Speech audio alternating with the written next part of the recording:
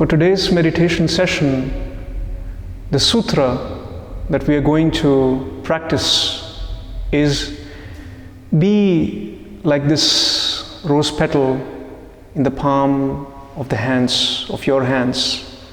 So be like this rose petal in the palm of the existence. That's the meditation sutra that we are going to practice today. I asked you to contemplate about this question, what is the purpose of your life? I'm sure you have had this question several times in your life, at least once, right? I hope everyone asked oneself, what is the purpose of my life, once in a while. How do we answer that? What do we do when we have this question? We ask ourselves, we ask others, we look for answers in books, we look for answers in religion, we look for answers elsewhere. We keep on looking for answers, and then we choose the answer that sometimes looks appealing, and then we say, okay, that's the purpose of my life. And then we continue that idea that that's the purpose of my life for a while, until one day you realize that's not good enough. And then the question comes again, what is the purpose of my life? And then you go again looking for that answer. You ask yourself, you ask outside, you look into books, you look into other people's talks. You constantly try to look for that answer. I don't have that answer for you, but from this session, out of my own meditations, what I can share with you is few realizations that I had out of my own life, out of my own question, what is the purpose of my life? Maybe those revelations will give you some clues for your own life, or at least they'll help you immensely to sit in meditation. One of the first revelations when I asked myself, what is the purpose of my life, and I meditated over this question, I try to inquire, where is this question coming from? Is this question coming from my heart, my soul, my mind? Where is this question coming from? So, one of the revelations for me was that this question, it's an intellectual question. It comes out of the mind. It's not coming out of the heart. It's not coming out of the spirit. This question comes out of the mind. Why is that this question comes out of the mind? That's another question. It's because we are so rooted in reasoning. Our mind is only functioning in reasoning. For our daily lifestyle, we need reasoning to operate things. There is a reason why there is a tram, there is a reason why there is this building, there's a reason to everything. And we are so used to reasoning that we try to even approach life with reasoning. We try to find the reason.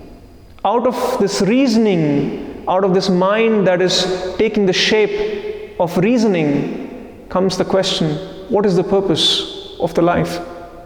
What is the purpose of my life? So this question itself is invalid.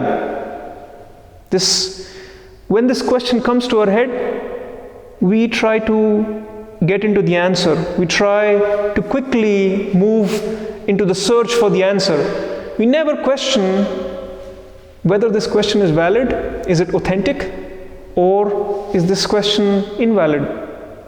For me, in my revelations, this question is invalid, because what I realized, felt, was that this question is coming out of the mind. There is no purpose. The purpose is just coming out of this reason wanting to also approach life with its ability of reasoning and raising this question as, what is the purpose of my life? That's revelation number 1. Revelation number 2, reasoning, this approach is so short, you cannot approach life with just reasoning. There was a scientist who once trained 4 frogs to give a command, and on that command the frogs jumped. He had trained those frogs to jump. Whenever the scientist said jump, all the frogs jumped. Since he was a scientist, he was an expert in reasoning, he wanted to conduct an experiment. So he cut one of the legs of these frogs and then said, jump. The frogs, all of the 4 frogs jumped. He noted down in his diary, in his experiment, a data point that yes, the frogs jumped when I said jumped. Then he continued his experiment. He was curious with his reasoning. He cut the 2nd leg of the frog as well. And then again said jump, and the frogs somehow again jumped. And then he again noted down in his diary, after cutting the 2nd leg, the frogs jumped. He continued the experiment, cut the 3rd leg of the frogs again jumped, noted down in the diary, and then he cut the 4th leg of the frogs as well. And he said jump, the frogs did not jump. And then he said, Eureka, I made a discovery today. There was a lab assistant next to him. He said, what's the discovery? He said, after cutting 4 legs of the frog, they are deaf. That's the reasoning, that's the logic which he had, and we often go on that path as well, unknowingly. We try to approach everything with the reason. Reason is good for utilitarian things, but to approach life, reason falls short. It's like taking or trying to empty the ocean with a bucket. You try one by one, with bucket by bucket, trying to empty the ocean. Reason is that small as compared to the entirety of life. If you want to approach life, you have to, for a moment, let go of the reason. For a moment, you have to let go of the purpose. You have to approach life with full consciousness, not just with the mind, not just with the reason, not just with the purpose. 3rd revelation is, even if, let's say, there is a purpose, let's say reason cannot reach it, but there is some grand purpose which we all have. What do we do when we don't know what that is? We try to fill that with our own version of it, because our mind does not like a void. When there is this void created, we immediately try to fill it with something. And in that process, we are serving our ego, our desire, or somebody else's ego, or somebody else's desire. If you say, the purpose of my life is to change this world, even as big a purpose as you might take, what is it doing? It's just serving your ego, nothing else. Or serving a desire. If you uncover all that you call as purpose is nothing but serving ego, desire, this obsession with ego, desire, mind, logic, reasoning.